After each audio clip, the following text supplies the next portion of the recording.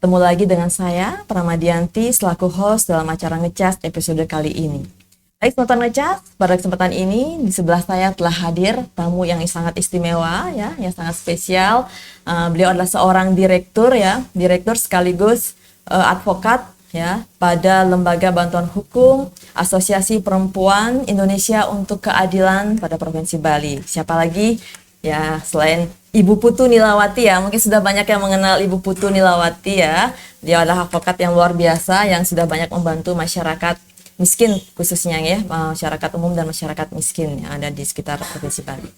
Baik, bagaimana kabarnya Ibu? Becek, Om Swastiastu, Mbak Brahma yang cantik. Ya. Sama-sama cantik, luar biasa sekali hari ini ya, Ibu terlihat sangat cerah. Kita bertemu lagi di sini Ibu dalam acara yang berbeda. Sebelumnya kita pernah bertemu di kegiatan yang lain. Saat ini kita dipertemukan kembali pada kegiatan Ngecas episode kali ini. Baik, teman-teman Ngecas, pada kesempatan ini kita akan membahas topik yang sangat menarik dan perlu kita ketahui bersama. Apakah itu topik kita kali ini, yaitu terkait kedudukan perempuan Bali pada sistem hukum. Ingin tahu selengkapnya seperti apa? Ikuti terus sampai akhir ya, teman-teman. Baik Ibu, seperti yang kita ketahui bersama ya, bahwa kedudukan perempuan Bali dalam sistem hukum kita secara tradisional diwarnai oleh sistem patrilineal ya Bu ya, yang dimana notabene memprioritaskan gender laki-laki dalam hal pewarisan. Sebelum kita masuk ke topik ini lebih jauh lagi Bu, saya ingin pertama menanyakan terkait bagaimana sih Bu perbandingan antara perkawinan menurut hukum adat Bali dengan perkawinan menurut undang-undang perkawinan itu sendiri. Bantu Ibu dijelaskan. Baik, Mbak Brahma yang cantik. Nanti karena kita perempuan ya. Iya, sama-sama jadi, cantik ya Bu. Harus bahas perempuan juga. Jadi Iya, gitu betul, ya. Betul. Ya.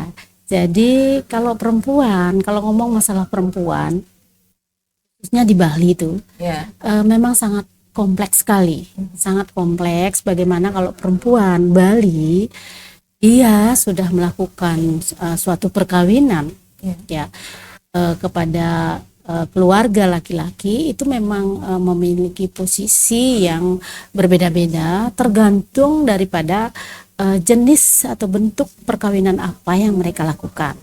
Kalau dalam hukum nasional kan tentu ya, selain agama Islam, kita tunduk kepada undang-undang perkawinan, yaitu Undang-Undang Nomor 1 Tahun 74 yang sudah diamandemen menjadi Undang-Undang 16 tahun 2019. Itu sudah pasti yang non muslim. Tetapi kalau perempuan Bali kemudian dia juga melakukan perkawinan dengan orang Bali, nah tentu ini ada posisi-posisi khusus yang dia sandang. Jadi perempuan Bali itu adalah bukan lagi dia beban ganda, tapi perempuan Bali itu multi ganda, mungkin lebih dari dua. Ya, lebih dari dua. Luar gitu, biasa sekali Bu ya. Itu tergantung daripada apa bentuk perkawinan yang dia lakukan. Jika dia melakukan perkawinan biasa, berarti dia sudah pasti status di rumah asalnya tuh dia terputus. Kemudian dia masuk di keluarga suami, lalu di suaminya itu dia berstatus perdana. Ya.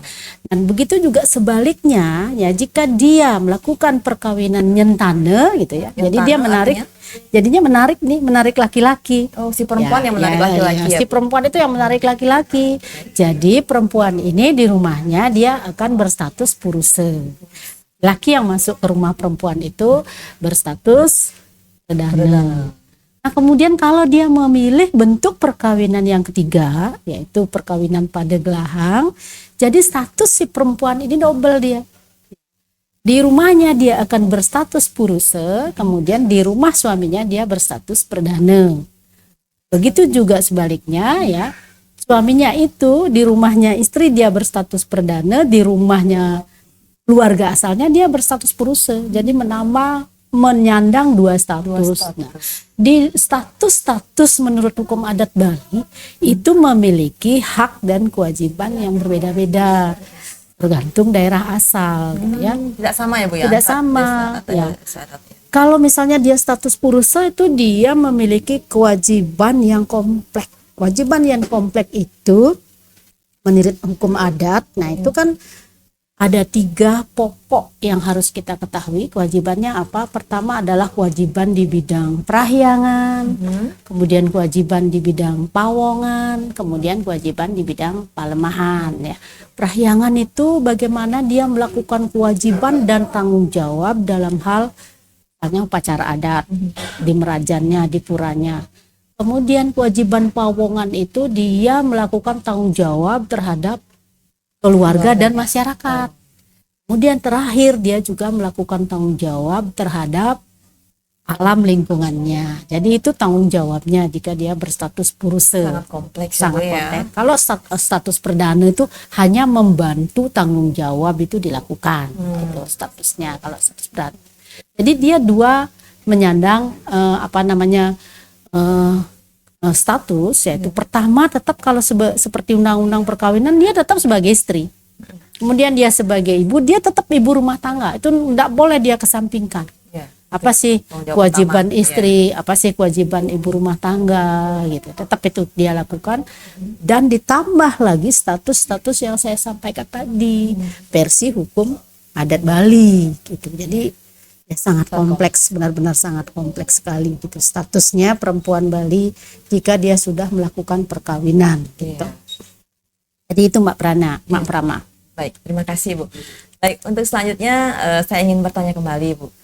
Kemudian untuk kedudukan perempuan Bali itu sendiri apabila sudah menikah itu dalam keluarga asal maupun keluarga suami itu seperti apa Bu? Bagaimana itu Bu?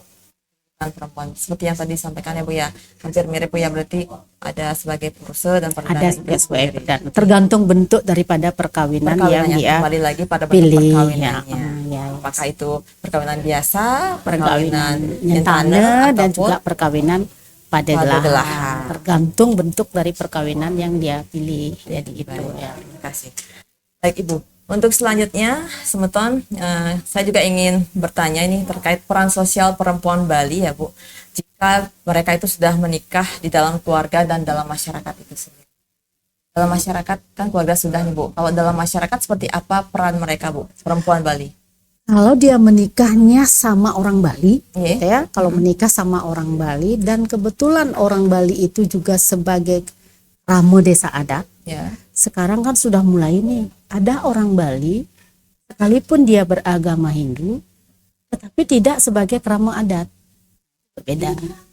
Misalnya nih, dia orang Bali lalu dia tidak menempati tanah adat, itu misalnya kan, dia asalnya dari Karangasem, kemudian dia tinggal di Denpasar. Nah, jadi di tempat tinggalnya dia tidak memiliki kewajiban adat. Gitu, dia tidak memiliki kewajiban adat. Termasuk istrinya juga tidak memiliki kewajiban adat. Dan ada juga teman-teman yang Hindu, misalnya dari Jakarta atau dari Jawa, tinggal di Bali, dia agama Hindu. Nah, itu tentu dia tidak memiliki kewajiban adat. Tapi jika memang ini adalah memang orang Bali dan juga sebagai krama adat, nah ini yang berubah statusnya. Kalau dia melakukan perkawinan yang biasa, jadi status di rumah asalnya tuh putus. Dia tidak punya status ya. Yang masih itu ada hubungan adalah hubungan kekeluargaan, misalnya dia dengan ibu kandungnya, dia tetap sebagai anak. Ya, Bu, ya. Kemudian sama saudaranya, dia tetap sebagai saudara. Dia ditulis dalam silsilah keluarga, tetap dia ditulis dalam silsilah keluarga dan silsilah turun waris, tetapi tidak berhak mendapatkan apapun. Itu sebelumnya. Sekarang sudah mulai ada aturan yang bersifat Bali, jadi aturan itu bisa berlaku seluruh Bali bahwa sudah mulai perempuan adat Bali, perempuan Bali yang melakukan perkawinan keluar itu sudah boleh mendapatkan warisan dari orang tuanya. Tapi warisan itu adalah warisan untuk hasil guna kaya atau hasil harta bersama daripada orang tuanya. Kan kita di Bali itu mengenal ada warisan dari leluhur, kemudian juga ada warisan dari masyarakat adat, itu hak ulayat, gitu. Dan juga ada warisan dari harta bersama orang tua kita. Tetapi perempuan Bali yang melakukan perkawinan setelah tahun 2010 itu dia sudah boleh mendapatkan warisan di apa namanya guna kaya atau harta bersama orang tuanya. Jadi apabila dia kawin keluar itu, kawin biasa seperti saya, dia hanya memiliki status perdana di rumah suaminya. Di rumah suaminya ya Bu ya. Di rumah bajangnya sebagai putus sudah Bu ya. Tidak ada hak apapun kecuali untuk merawat, kewajibannya merawat dan baik. Terima kasih Ibu. Untuk selanjutnya mungkin kami juga ingin bertanya Bu, hak-hak perempuan Bali jika terjadi suatu perceraian dalam rumah tangga mereka, apakah hak-hak yang bisa diperoleh oleh perempuan Bali itu sendiri Bu? Ya. Apabila terjadi perceraian, ini kan kita sudah banyak sebenarnya melakukan bantuan hukum, memberikan bantuan hukum kepada perempuan-perempuan Bali yang hanya dicerai secara adat saja. Sangat merugikan ini Bu ya, bagi perempuan. dicerai secara adat saja, tetapi tidak dilakukan perceraian dengan putusan pengadilan. Kita sebagaimana kita ketahui bahwa walaupun perkawinan itu sah menurut hukum agamanya masing-masing dan kepercayaannya itu, tetapi jika kita melakukan perceraian itu wajib hukumnya harus dengan putusan pengadilan. Kan begitu menurut undang-undang. Tetapi banyak juga ya dengan alasan yang macam-macam bahwa kita perempuan adat Bali gitu hanya dicerai secara adat. Jadi kita keluar sebagai kerama adat. Tetapi waktu kita melakukan perkawinan, kita sudah pindah tempat tinggal dan juga pindah kakak ke kakak suami atau kakak mertua.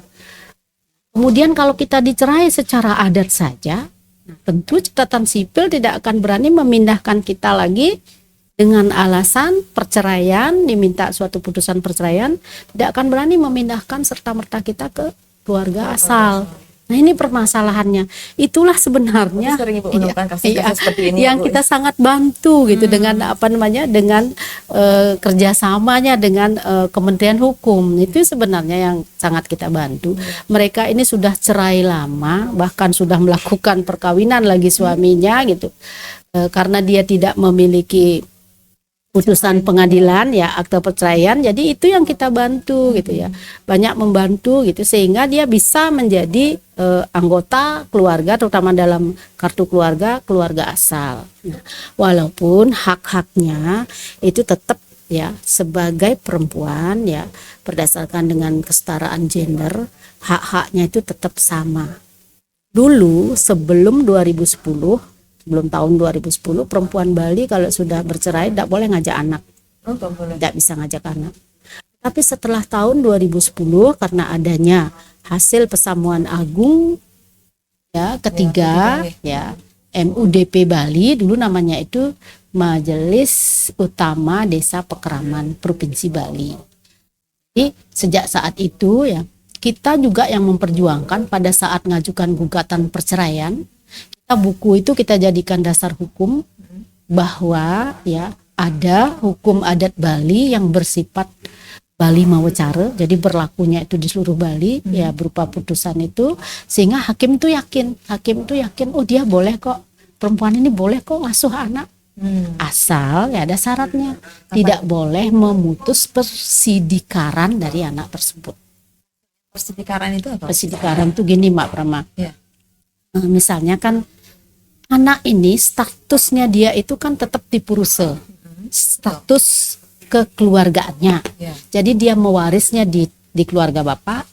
Kemudian kita orang Bali itu upacaranya juga tetap di keluarga bapak. Misalnya pada saat dia otonan, pada saat dia potong gigi, pada saat dia menikah, mulainya dari sana. Dan pada saat ada upacara-upacara di keluarga dan di puranya itu kita wajib mengantarnya mereka ke sana. Ya, jadi kita boleh mengasuh anak tanpa memutus persidikaran daripada anak tersebut sendiri. Itu tetap perempuan pun harus disamakan. Anak perempuan tetap harus disamakan. Dan dia kalau jika anak perempuan kita melakukan perkawinan ya berangkatnya harus dari sana juga keluarga bapaknya. Itu sudah perjuangkan. Jadi putusan pengadilan banyak yang mengizinkan si perempuan ini pemegang hak asuh, banyak sudah. Baik Ibu, sangat menarik sekali perbincangan kita pada siang hari ini ya Bu ya, menjelang sore hari ini. Sebelum kita lanjut Ibu ya, kita cek dulu Bu ya, apakah ada pertanyaan ataupun komentar di kolom chat kita pada siang hari ini. Oh sudah ada Ibu, ada satu pertanyaan dari Bapak Ibe Rendia, Ibe Rendia. Pertanyaannya Ibu, kalau perempuan Bali itu menikah dengan laki-laki berkasta, otomatis statusnya akan ikut suami ya kan Bu ya. Bila mana kalau mereka bercerai, apakah status kasta perempuan bisa kembali seperti sebelum ia menikah? Maksudnya jika seumpama nih contohnya mungkin orang berkasta ide bagus nih, Dayu ini si perempuan, kemudian dia menikah dengan orang biasa tidak berkasta. Kira-kira setelah seandainya mereka bercerai itu apakah saat kembali ke rumah bajangnya itu akan statusnya bisa kembali Bu? Bagaimana ini Bu? Nah, ini kebetulan juga diatur dalam Persamuan Agung ketiga itu, bahwa apabila ada perkawinan beda kasta, terutamanya nih si perempuan ya, kasta yang lebih tinggi dari laki, lalu dia memilih perkawinan biasa, jadi dia masuk ke keluarga laki-laki. Jadi sejak itu juga ya tidak boleh diadakan upacara patiwangi namanya. Patiwangi. Ya. Patiwangi itu ya menghilangkan kastanya. Kalau dulu sebelum tahun 2010 itu kebetulan saya punya adik cowok, lalu mengambil perempuan anak agung tahun 2006. Waktu itu saya masih melakukan upacara patiwangi. Jadi patiwangi itu si calon ipar ini dihilangkan dulu kastanya, sehingga dia menjadi sederajat lah kastanya dengan kita. Kalau kita orang biasa ya sejajar dulu gitu. Setelah itu baru diupacarai. Oh begitu. Itu baru diupacarai, itu jadi disaksikan hilang kastanya. Itu tidak main-main itu. Upacara itu dilakukan di pura Kayangan 3 Pura Bali Agung. Itu disaksikan oleh Benese, disaksikan oleh klien adat. Kemudian prosesinya harus ke sungai. Pada zaman adik ipar saya itu baju semuanya itu dilepas, dihanyutkan. Simbolisnya seperti itu. Dan disaksikan oleh ketua adat atau Benese itu, dan diberi nama baru. Dengan nama baru, misalnya kalau dia anak agung putu atau dayu putu itu namanya iputu namanya ini. Baru besoknya kita boleh melakukan upacara perkawinan secara umum ya. Nah itu permasalahannya banyak dari dulu, banyak yang begitu bercerai akhirnya di rumah bajangnya dia ini bermasalah. Gimana saya taruh seandainya misal ya, kita kan di Bali saya dengan adanya reinkarnasi. Betul. Nah, lalu kita punya upacara terhadap upacara kematian itu namanya ngaben ya, ngaben. Nah, setelah ngaben itu nih si sang roh ini, kita kan percaya bahwa roh itu tidak akan pernah mati dan roh itu akan kita stanakan di pura keluarga yang ada di rumah. Nah, kalau dia cerai tapi kastanya sudah hilang, di mana nih distanakan? Nah ini permasalahan keluarga besar ya, betul. Ya itu jadi sehingga sekarang ya per tahun 2010 ini tidak dibolehkan lagi melakukan upacara patiwangi itu, menghilangkan kasta itu. Terkait dengan HAM juga, terkait kesetaraan gender juga, sehingga begitu dia bercerai begitu dia bercerai, kastanya dia kembali ke kasta keluarga asal. Jadi dia bisa diupacarai di rumah asalnya. Kalau seandainya sudah melakukan patiwangi bagaimana? Nah, sudah terlanjur itu Bu. Sebelum tahun 2010 itu kan memang banyak yang belum tahu. Memang banyak yang belum tahu gitu ya. Tapi ada memang beberapa kasus beberapa kasus dia tetap diupacarai, tapi tempat persemayanannya itu berbeda. Bukan di bawah, di luar pura keluarga itu. Dan siapa yang bersembahyang di situ? Siapa Bu? Tidak ada, karena anaknya kan dia pulang sendiri, tidak ada yang sembahyang. Nah itu seperti itu prakteknya gitu ya. Cuman peraturan ini juga sangat jarang disosialisasikan. Sangat jarang. Ya. Kami pun Kita juga miris apabila misalnya tokoh adatnya baru. Kanlah sekarang misalnya berganti tokoh adatnya, tapi dia tidak mengetahui ada aturan-aturan ini gitu ya. Nah ini kadang-kadang, dan juga masyarakat pada umumnya ini kan hanya berupa hasil keputusan. Ya. Jadi jika ini tidak dilakukan kan tidak mendapatkan sanksi. Iya. Itu lemahnya. Sisi lemahnya seperti itu. Lain halnya seperti peraturan itu dibentuk misalnya Perda gitu kan. Nasional Ya gitu ya. Ya paling enggak peraturan daerah provinsi lah seperti itu. Pasti ditaati karena apabila pelanggaran akan ada sanksi. Tapi kalau ini tidak ada sanksinya dari Pasaman Agung ini bila tidak ada melanggar sanksi dari ketentuan yang ditetapkan. Ini kan tidak ada ya? sanksi, hanya suatu keputusan. Nah itu bisa dilaksanakan atau tidak oleh bisa masing-masing. dilaksanakan. Berarti tergantung kembali lagi kepada masing-masing desa adat. Iya. Ya, Dan termasuk juga di Pasamuan Agung ini juga perempuan itu dapat warisan. Di sini juga isinya. Ya, cuman itu dilaksanakan oleh keluarga itu atau tidak. Nah, itu tergantung keluarga. Jadi hukum keluarga yang berlaku. Jika dilanggar pun tidak mendapat sanksi. Oh begitu. Ya, itu yang kurang kuat ya Bu ya. Yang jadinya kurang kuat. Bisa jadi nanti ada keluarga yang tidak suka memberikan waris kepada perempuan, jadinya ngotot nanti. Dia yang ngotot. Jadi kasihan si perempuan ini, padahal tanggung jawabnya Bu ya. Iya, Mungkin saya sendiri sebagai seorang perempuan, saudara perempuan semua lagi Bu ya.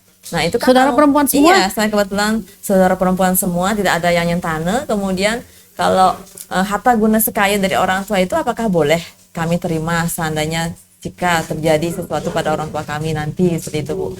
Apakah dengan mewasiatkan hasil guna sekaya orang tua kami masih bisa dilakukan menurut hukum adat ini Bu? Bagaimana pendapatnya? Ya, jadi gini, apabila hukum adat tidak memihak ya, karena kita kan orang hukum gitu ya. Kalau hukum adat tidak memihak, kita bawa ke hukum nasional. Itu jadinya penyelesaian teman-teman ya, penyelesaian teman-teman bisa yang diarahkan ke hukum nasional. Iya, kalau hukum nasional kan tidak melihat anak ini perempuan atau laki-laki, kawin kemana, kawin bagaimana, tidak peduli. Sepanjang di silsilah keluarga itu dia adalah anak. Ya, anak berhak mendapat warisan yang sama dari orang tuanya, tidak peduli jenis kelamin. Jadi penyelesaiannya ya lewat peradilan umum. Sehingga banyak teman-teman memang yang mengalihkan ya karena merasa ketidakadilan jika kita menerapkan hukum adat gitu ya. Jadi kita kembali, kita sebagai warga negara Indonesia aja udah gugat aja di pengadilan negeri gitu kan. Jadi itu jadinya kesana gitu. Jalannya Bu ya. Iya, kesana jadinya jalannya karena berbeda kalau hukum perdata dipakai ya, kita tidak melihat laki-laki atau perempuan. Yang namanya anak itu mendapatkan pembagian yang sama dari harta orang tuanya. Orang tua yang dimaksud di sini dalam hukum perdata tidak saja ibu dan bapaknya, kakeknya juga kalau punya harta ya cucu-cucunya semua dapat gitu. Jadi tahu ini Bu. Gitu. Jadi itu yang terjadi. Ini sangat ya bermanfaat sekali untuk saya pribadi khususnya Bu.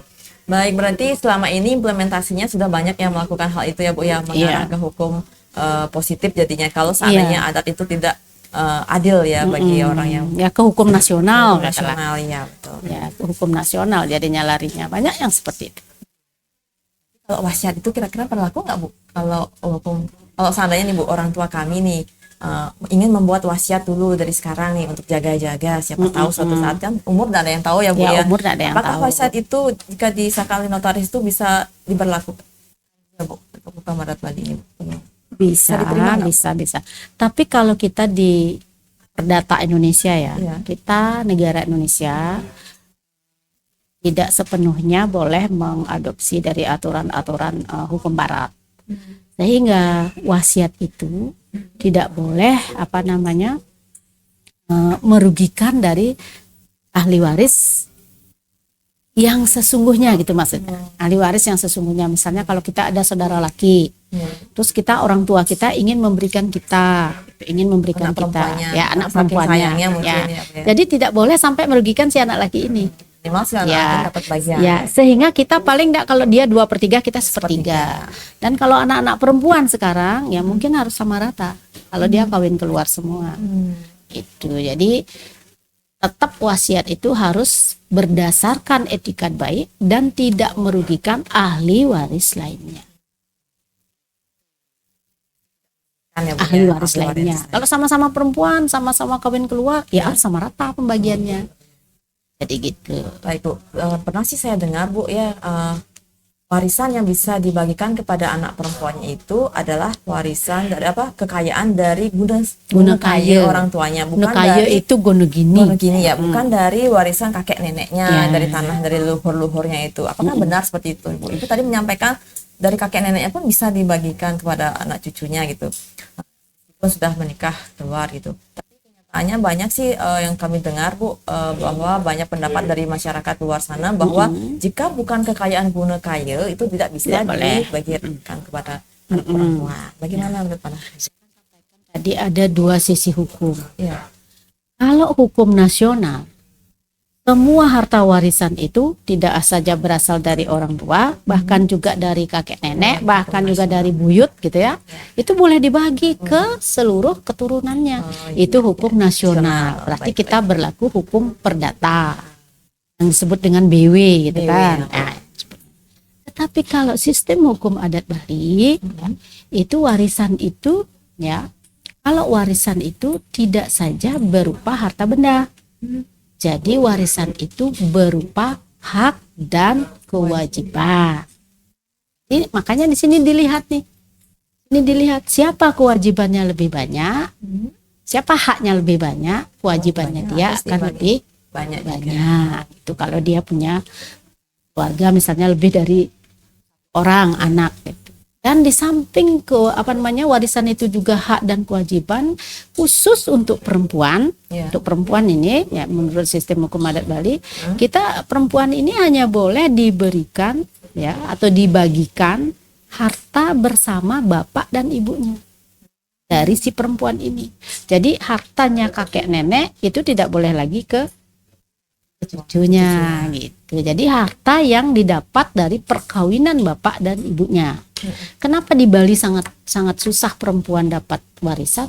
Karena kebanyakan ibu dan bapaknya ini tidak memiliki harta bersama. Yang kita miliki itu harta leluhur. Punya kebun, itu harta leluhur.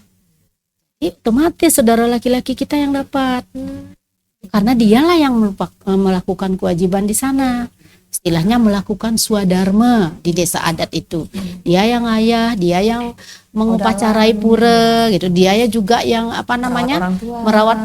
merawat sih kita biasanya ikut mengupacarai orang tuanya jika misalnya meninggal seperti upacara ngaben itu. Otomatis karena dia melakukan swadharma, dialah yang mendapat hak penuh. Karena dia berstatus purusa itu tadi. Apalagi kalau kita mau bicara soal wilayah Gianyar, daerah saya. Di Gianyar itu awalnya itu ada suatu pekarangan. Pekarangan itu bukan milik kita, milik desa adat. Tanah pekarangan itu milik desa adat. Ayahan desa. Ya, ayahan desa. Ya. Kemudian juga di samping pekarangan ada sawah. Sawah ini namanya catu. Nggak boleh dijual ini. Dari desa juga. Awalnya dari raja kita dapatkan. Awalnya dari raja kita dapat. Kalau saya yang di Ubud, saya dapat sawah dari Raja Ubud. Kemudian dapat pekarangan dari Raja Ubud. Nah, jadi pekarangan dan sawah ini selama-lamanya tidak boleh dijual. Tidak boleh dibagi juga. Tidak boleh dibagi juga. Karena ada pura yang kita pertanggungjawabkan. Ya, gitu. Jadi itu bertanggung jawab haknya. Ya, jadi kita mendapatkan hak dari hasilnya. Dari hasilnya itu. Kewajiban kita adalah pura tersebut. Iya, jadi seperti itu. Dan sekarang semenjak Perda 4 2019, setelahnya desa adat menjadi subjek hukum, ya, kan semenjak Pak Gubnya Pak Koster, dia ada Perda 4 2019 tentang desa adat, jadi desa adat sudah jadi subjek hukum. Nah, jadi tanah adat yang berupa pekarangan itu disertifikatkan atas nama desa adat. Nah, setelah atas nama desa adat, apabila kita terindikasi melanggar adat gitu, kemudian melanggar adat, lalu kita mendapatkan sanksi adat, ya sudah diusirlah kita dari sana.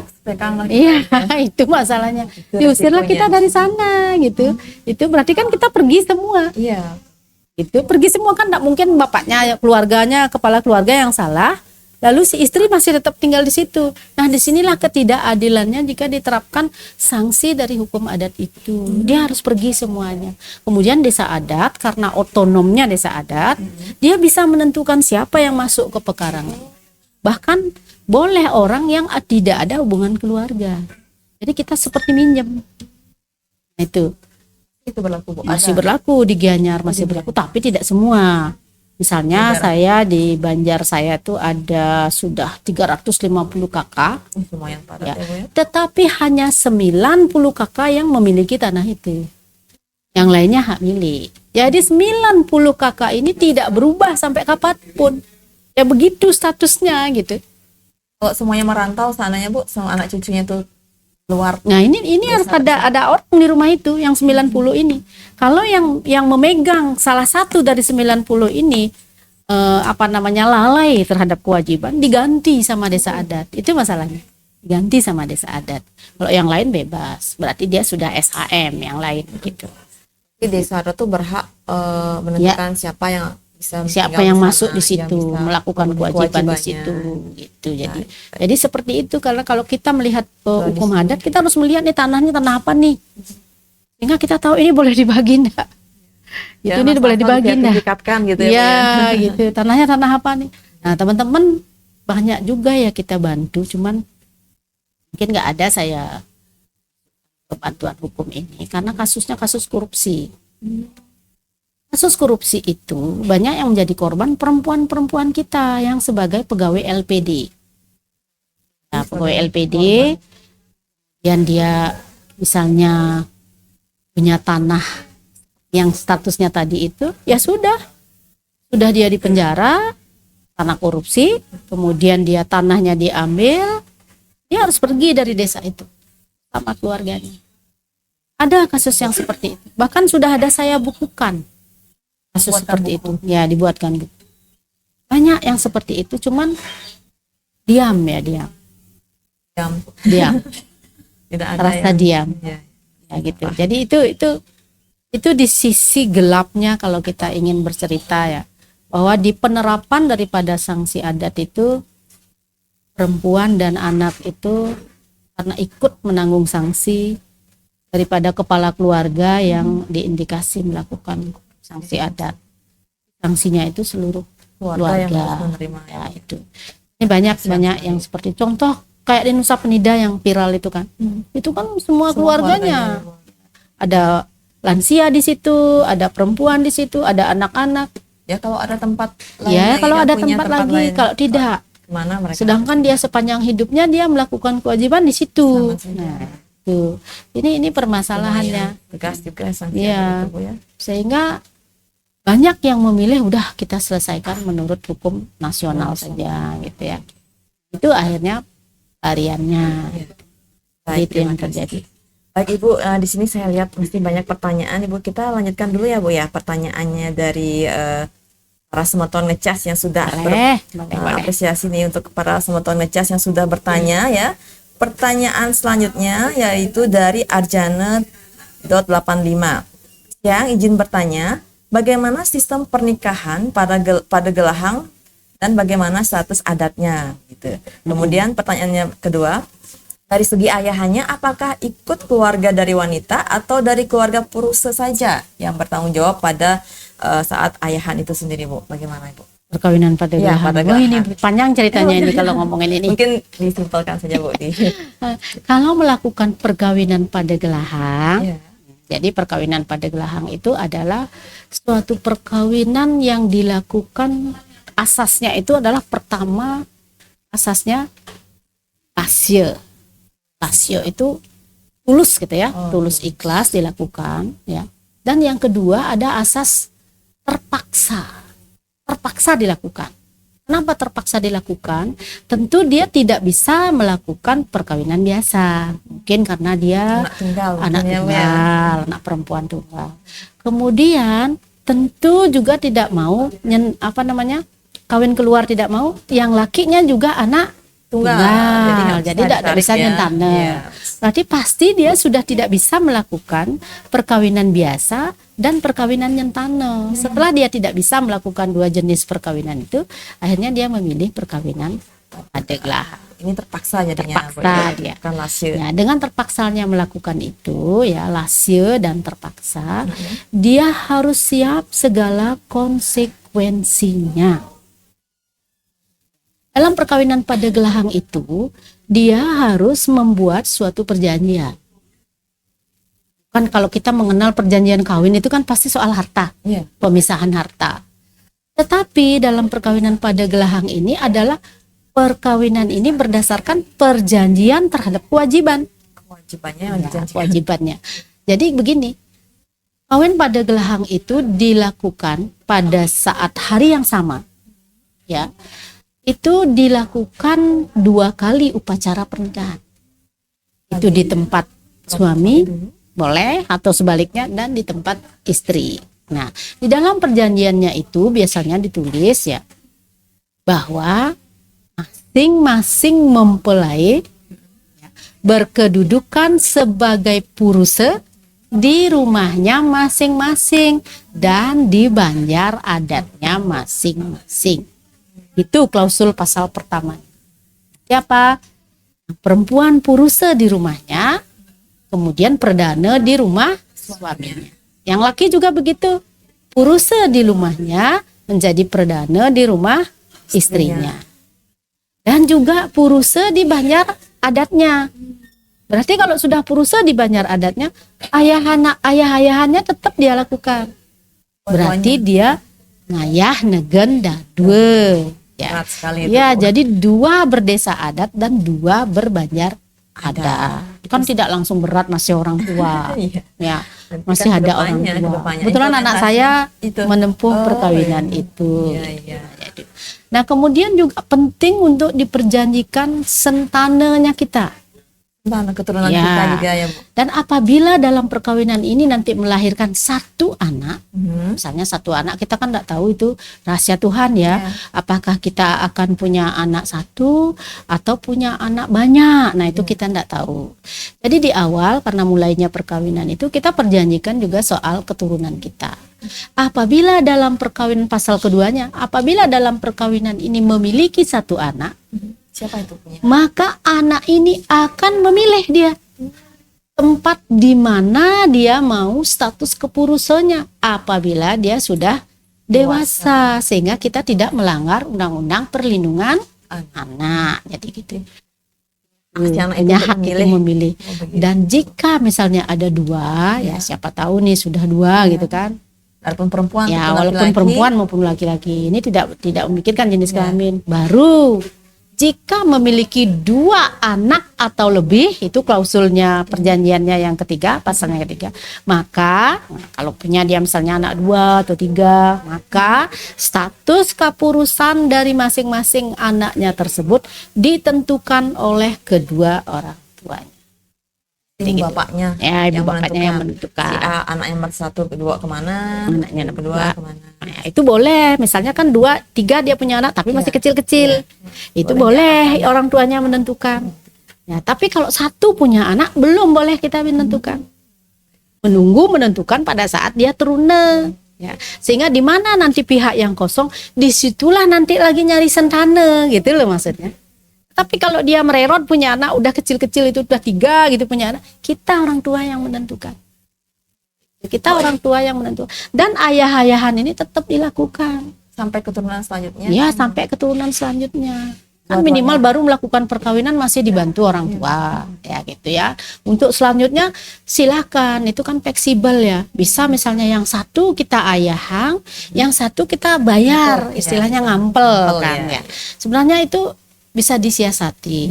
Sebenarnya itu fleksibel ya, bisa disiasati. Nanti begitu anak sudah besar misalnya, ya baru. Itu kan ada kewajiban yang dilakukan, yang harus diteruskan. Misalnya kewajiban untuk memelihara merajan ini. Nah, itu yang tidak bisa kita lepaskan. Ya, makanya sentana ini juga perlu kita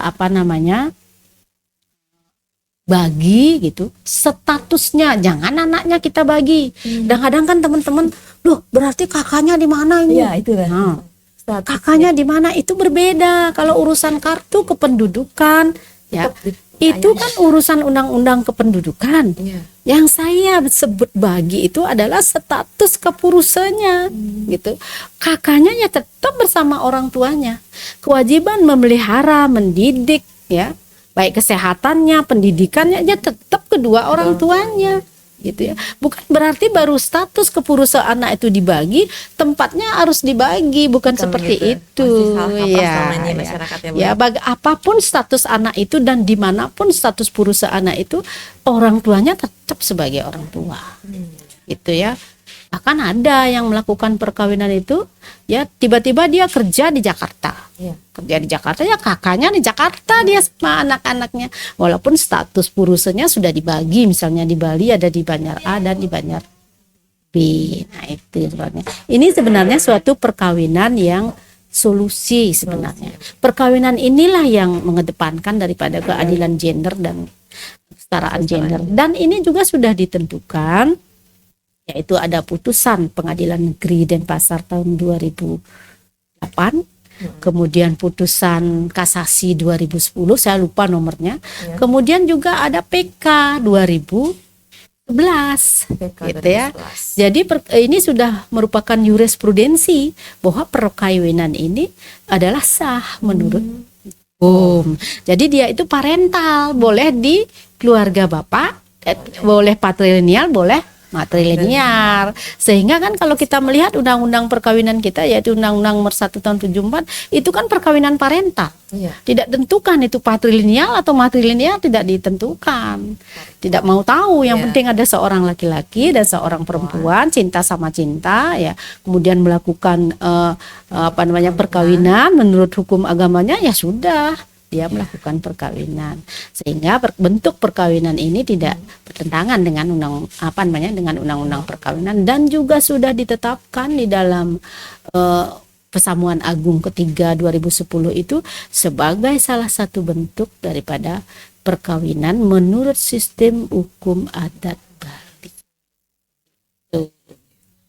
Intinya Pesamuan Agung tidak melanggar dari Undang-Undang Nomor 1 Tahun 2004 itu. Terima kasih, sangat menarik sekali perbincangan kita. Ibu izin saya lanjutkan ya Bu ya, pertanyaan selanjutnya dari mungkin pertanyaan-pertanyaan dari netizen aja yang kita jawab ya. Karena lumayan ini Bu, sambil jalan nih. Baik, terima kasih atas penjelasannya Ibu. Ini dari pertanyaan dari Bapak Caraka Dede ya Ibu ya.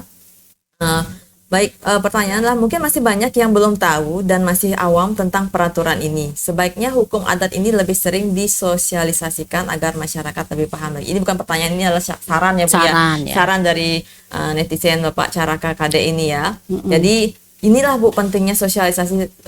Kalau selama ini Bu, saya sendiri nih Bu ya pribadi ini masih awam sekali tentang Pesamuan Agung itu Bu, kan sudah diupdate lagi Bu ya, Pesamuan keempat tahun 2023 ya Bu. Apakah ada perbedaan yang signifikan Bu antara Pesamuan ketiga dan keempat itu? Intinya yang awalnya itu dikukuhkan lagi, kembali, dan ditambah lagi peraturan-peraturan lainnya. Nah sekarang kan kita sudah serba online ya. Kalau ingin mencari sumber-sumber hukum terkait hukum adat, klik aja Jidat namanya. Jidat Dinas Pemajuan Masyarakat Adat Provinsi Bali. Semua ada di sana. Sudah lengkap itu. Sudah lengkap. Bahkan kita ingin mau lihat awig-awig desa adat apa gitu, ada di situ. Bagi masyarakat yang ingin tahu lebih jelas, bisa download di sana ya Bu bisa ya. download Jidat. Tapi kan banyak nih masyarakat juga yang males baca nih Bu yang ya. Males lebih baca. senang untuk mendengarkan langsung seperti kegiatan kita pada siang hari ini. Jadi mungkin kita perlu sosialisasi lagi ke desa-desa ataupun ke desa-desa adat yang ada benar. Sangat penting sebenarnya Bu. Ini yang kami masih awam, dan perlu lagi informasi-informasi yang lebih jelas lagi dari Ibu yang sudah pengalaman ya terkait kedudukan perempuan ini melalui secara hukum adat Ibu. Baik, untuk pertanyaan selanjutnya Ibu, ada pertanyaan dari Bapak Bayu Marhendra ya. Izin bertanya Ibu, bagaimana kalau posisinya dibalik, di mana laki-laki berkasta menikah nyentane dengan seorang perempuan yang status tidak berkasta. Lalu bagaimana dengan kasta si laki-laki tersebut? Balik posisinya dengan yang tadi pertanyaan di awal tuh Bu. Ini si laki-laki nih berkasta, dia menikah nyentane ke nyerod mungkin bukan nyerod ya. Apa istilahnya itu, dia ke nikah dengan perempuan yang tidak berkasta. Bagaimana jika suatu saat terjadi perceraian atau perpisahan? Bagaimana status kasta dari si laki-laki ini? Kira-kira bagaimana bisa dijelaskan Ibu? Kalau menurut hukum ya namanya dia nyentane. Berarti kan statusnya dia yang hilang. seharusnya gitu kan. Tapi sebenarnya sama, tetap tidak boleh dilakukan upacara patiwangi. Kalau berkasta kan tetap juga patiwangi gitu ya. Tapi selama ini saya belum melihat itu. Ya, belum pernah saya lihat ya kasta yang lebih tinggi yang laki-laki lalu dia mau nyentane kepada perempuan yang tidak berkasta. Saya belum ada lihat itu. Lebih bawah Bu, maksudnya. Nah, kalau kastanya yang lebih yang di bawah, lalu nyentane ke perempuan berkasta, sering saya lihat, terutama di Tabanan. Ya, terutama di Tabanan. Kalau di Tabanan itu, misalnya si putu, kemudian nyentane di rumah anak agung. Jadi si putu ini dia bergelar jero mekel. Ya, di Tabanan biasa seperti itu. Tapi kalau laki-laki yang berkasta kemudian mualaf, sering saya lihat. Yang perempuannya, yang berkasta, laki-lakinya. Laki berkasta, lalu dia mualaf, gitu ya. Nah, jadi terkait ngomong mualaf, gitu, pindah agama, gitu ya. Kita juga mengenal istilah ninggal kedaton. Misalnya nih Bu Prama, kemudian Bu Prama kawin sama orang yang tidak beragama Hindu. Namanya ninggal kedaton penuh. Walaupun orang tua punya harta ya, kalau kita kawin dengan ninggal kedaton penuh, nggak boleh kita dapat harta menurut sistem hukum adat Bali. Walaupun dia bercerai nanti nggak boleh kembali lagi. Kalau dia bercerai, statusnya dia menjadi perempuan muleh de istilahnya ya. Jadi dia juga wajib hanya menikmati saja hartanya itu. Ada di rumah itu tidak boleh gitu. Jadi tidak boleh dia mendapatkan gitu. Jadi belum pernah yang pertanyaan Bapak Bayu ini belum pernah yang lihat suatu perumpamaan ya, ini Bu, suatu perumpamaan. Tapi yang mualaf saya sering lihat. Dan bahkan yang semeton Tabanan juga ada teman muslim tiba-tiba nyentane nih di rumah anak agung. Ada teman muslim. Ya, paralegal saya lagi. Paralegal LBH Apik namanya Bu Agung Mas ya. Punya nyentanenya siapa namanya itu? Bapak-bapak dari sana. Jadi anaknya dia mengikuti klan keluarga perempuan, anaknya juga anak agung. Dianya muslim awalnya, sekarang sudah menjadi Hindu. Gitu.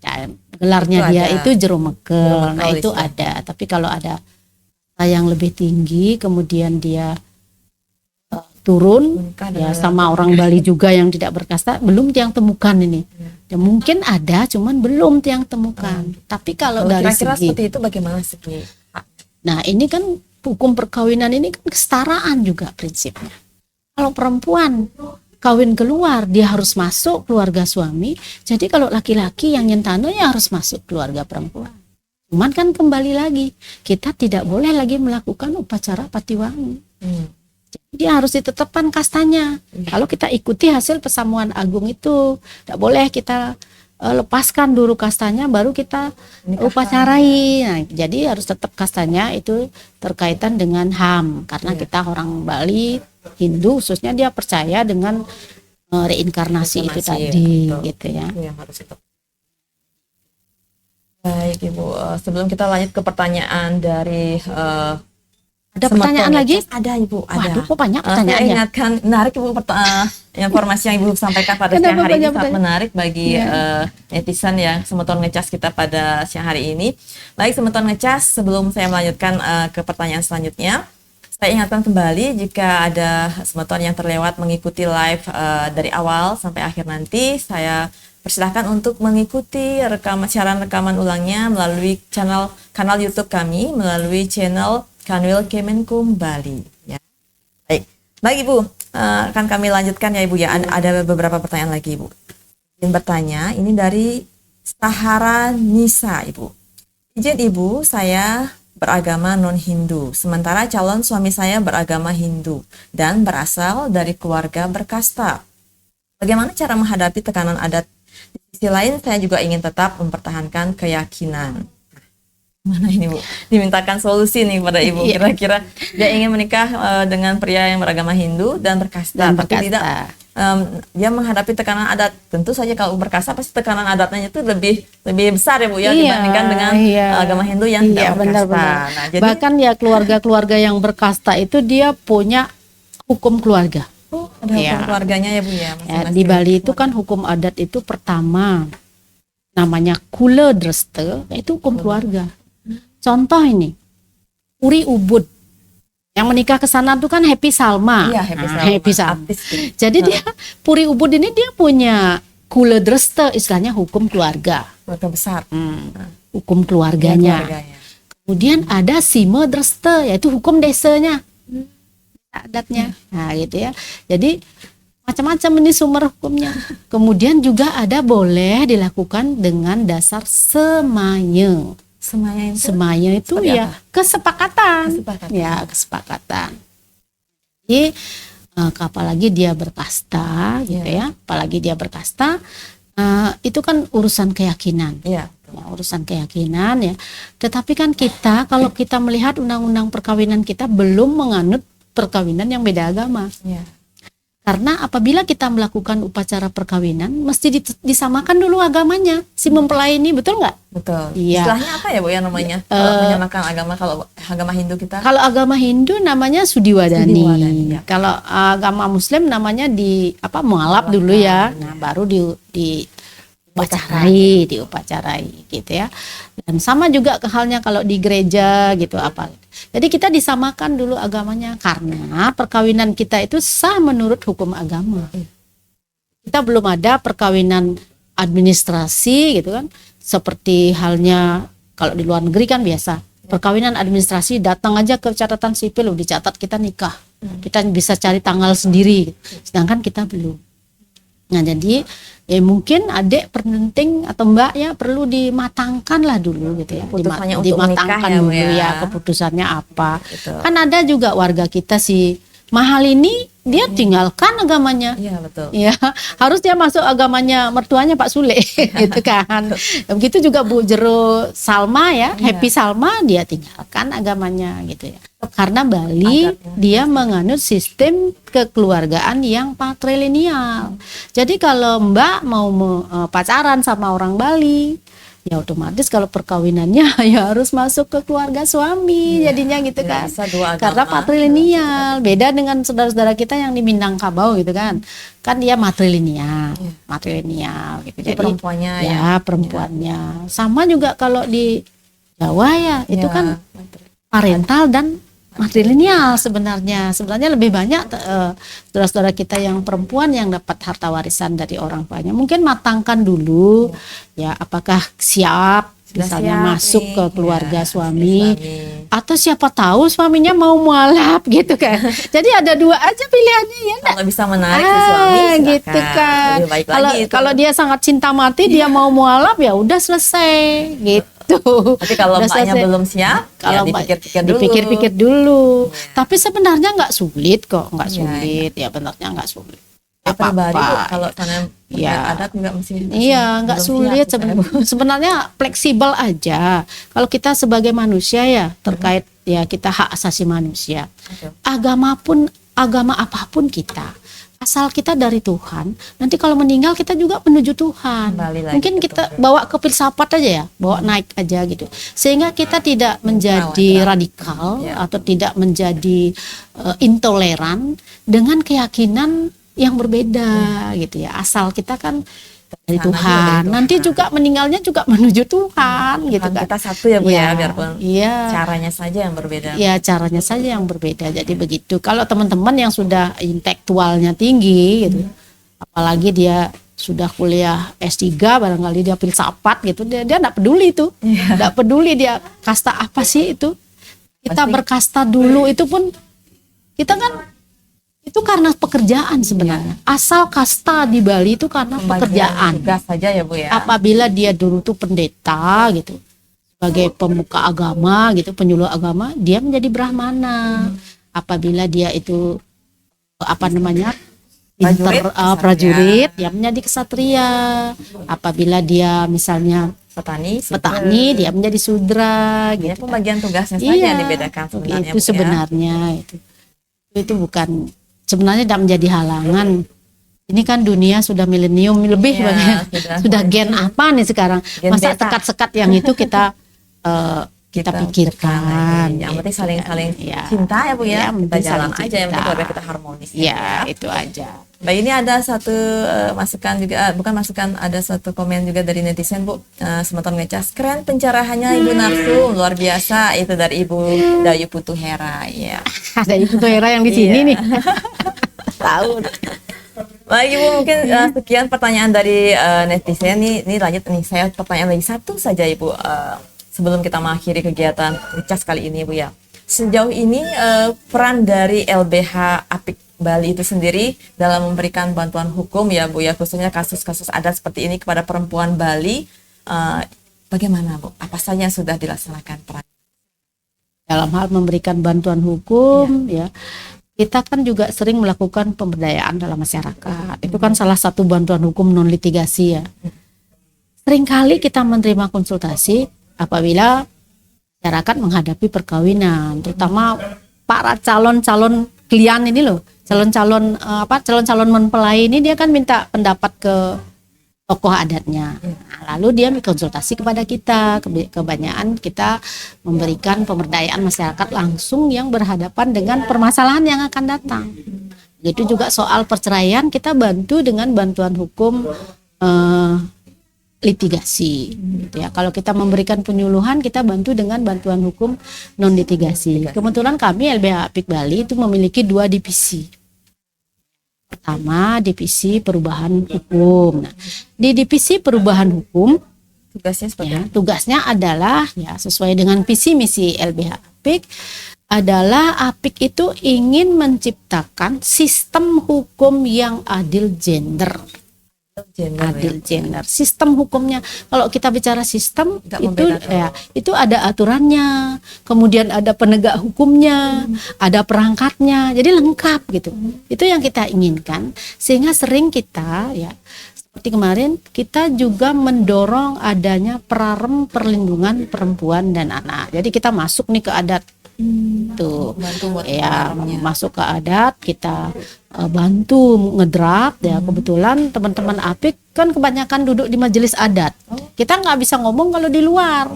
Jadi kami juga, walaupun kami aktivis, kami berusaha untuk bisa masuk ke dalam majelis adat. Itu apa sih ada di sana, kok susah sekali buat hukumnya gitu.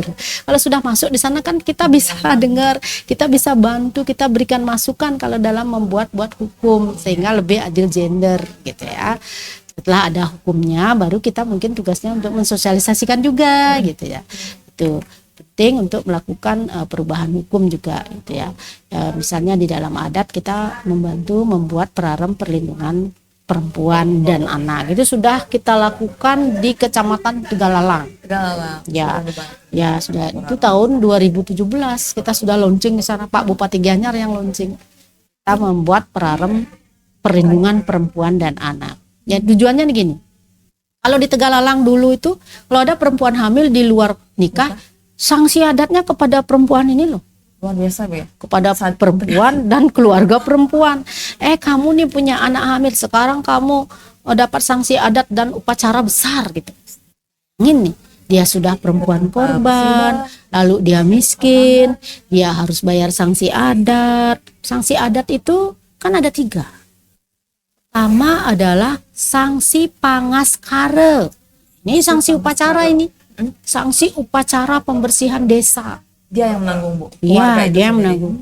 Kedua ada sanksi dande. Dande tuh denda, misalnya beras berapa. Kemudian ada yang ketiga sanksi jiwa dande namanya. Nah, itu yang kesepekang itu, yang kanorayang itu. Ya, jadi ada 3 nih sanksi adat gitu. Dan yang paling harus dilakukan, apapun tambahan sanksinya, harus melakukan sanksi pangaskara itu tadi. Ya, sanksi upacara itu ya. Akan adat itu tujuannya adalah harmonisasi daripada kewilayahan, desa dan lain sebagainya. Kami mempercayai suatu acara itu, suatu ritual untuk prosesi pembersihan itu gitu. Jadi itulah pasti pertama sanksinya itu. Jadi sebenarnya ada prarem itu ya. Dilihat nih ya, kalau perempuannya ini keluarga miskin, dia nggak bayar, yang melakukan desa itu sendiri. Jadi gitu jadinya Mbak Prama ya, semenjak ada Prarem ini. Apalagi iya, dan di Tegalalang ini banyak anak-anak yang sering terlibat kasus mencuri sesari itu loh, mencuri sesari di pura. Ya. Iya. Nah itu bagaimana kalau dia anak ya, dia mencuri sesari di pura, tujuannya dia tuh misalnya beli pulsa dan lain sebagainya, lah, Bu, ya gitu. Jadi dan semenjak ada Prarem itu ya tidak lagi sanksi itu dibebankan kepada keluarga korban dan keluarga pelaku jika dia anak di bawah umur. Betul. Bijaksanaan. Ya, karena kan Mbak Prama tahu upacara pecaruan itu berapa nilainya, besar itu kan, luar biasa itu mahal itu. Bisa 100 juta itu kalau di tingkat desa adat di mana dia nyari gitu. Betul. Nah, jadi itu begitu ya, peran dari ya LBH. begitu peran kita dalam mengadvokasi gitu penjuru adat agar apa namanya agar sistem hukum adatnya mereka itu lebih adil gender gitu ya. Dan kalau kedak hukum nasional itu kan sudah Kementerian Pemberdayaan Perempuan yang melakukan. Samping itu juga kita tiap kabupaten yang terakhir yang saya ingat terakhir nih 2019 dan 2017 kita mendorong perda daripada perlindungan perempuan dan anak korban kekerasan Kabupaten Buleleng dan Bangli. Inilah kabupaten yang terakhir membuat perda itu. Itu juga LBH PIK yang mendorong dengan dana donor dari asing, dari luar negeri. Kita selain bantuan hukum, dana bantuan hukum dari kami, kita juga memiliki donor dari kedutaan, terutama kedutaan Belanda gitu ya. Itu kita ada. Ya, mendorong. Ya, kita juga pernah melatih APH, aparat penegak hukum, terutamanya polisi nih, Polda Bali dan Polda NTB terkait penerapan daripada atau pemberlakuan undang-undang kekerasan seksual. Itu didanai oleh British Embassy. Kita dari kerjasama. juga. Inggris ya, Bu. Inggris ya, dari Inggris itu agar aparat penegak hukum berupa polisi sebagai garda terdepan dia paham, oh ini loh kekerasan seksual gitu. Jadi ada pasal-pasal di kekerasan seksual itu lebih mudah menegakkannya dan tidak baku sesuai dengan hukum acara kita. Misalnya butuh 2 saksi, 1 saksi bukan saksi, tidak lagi berlaku begitu kalau dia sebagai korban kekerasan seksual. Kan pasti nggak ada yang melihat gitu masalahnya. Kita sudah lakukan. Selain itu tetap kita juga dari segi litigasi ya berkat Kementerian Hukum bekerja sama dengan Mbak Prama, Ibu Kakanwil ya semualah gitu. Dengan litigasi. Ibu dari LBH APIK ini sudah bekerja sama dengan kami ke kantor wilayah Kementerian Hukum Bali ya, sebagai LBH sudah terakreditasi dengan kami sejak tahun 2013 yang pertama. Ya. Itu zaman presidennya Pak SBY. Zaman Pak SBY kita nerima sertifikasi itu di Istana Merdeka, di Istana Presiden kita terima itu pertama. Jakarta itu ya. Luar biasa. Jadi kerjasama kita sampai saat ini masih terus berlanjut dan seterusnya ya Bu ya, kami harapkan ya. Dan bantuan hukum ini kan sudah melakukan konferensi nasional 2 kali. Ya, dan Indonesia pada saat itu kan kita dijadikan contoh ya bahwa Indonesia ini bersama dengan masyarakat sipil melakukan bantuan hukum. Negara lain nggak ada seperti itu. Ya, keren ini Indonesia. Itu sangat keren. Kita sudah melakukan konferensi nasional bantuan hukum selama 2 kali. Saya ikut keduanya itu. Dua-duanya Ibu. Dua-duanya saya ikut. Luar biasa sekali peran Ibu Mila tadi. Baik, mungkin Ibu karena ini sudah lumayan cukup banyak pertanyaan yang sudah kita bahas ya Bu ya. Mungkin nanti bisa kita lanjutkan pada sesi selanjutnya, mungkin pada pertemuan selanjutnya.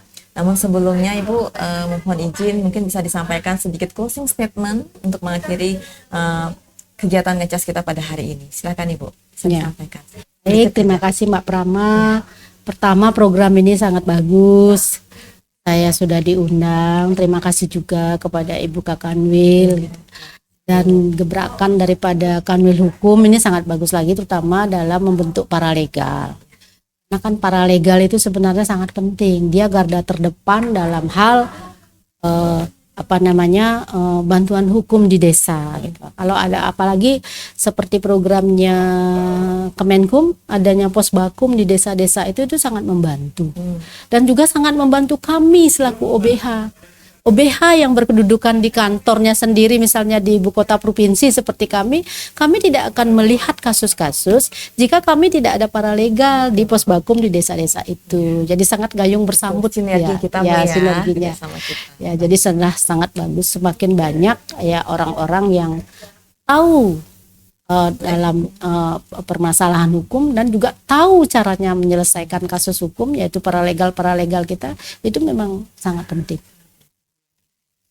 Banyak Ibu Putu Nila atas kehadirannya, sudah menerima undangan kami pada siang hari ini. Mungkin lain waktu kita bisa bertemu kembali dalam topik yang lebih menarik lagi ya Ibu ya. Baik, Semeton Ngecas semuanya, terima kasih juga kami ucapkan yang sudah ikut serta berpartisipasi dalam program Ngecas kita pada hari ini, yaitu tentang topik kedudukan perempuan Bali pada sistem hukum hari ini ya. Luar biasa sekali. Kita tutup kegiatan ini dengan Paramasanti. Om Santi Santi Santi Om. Assalamualaikum warahmatullahi wabarakatuh. Bye bye.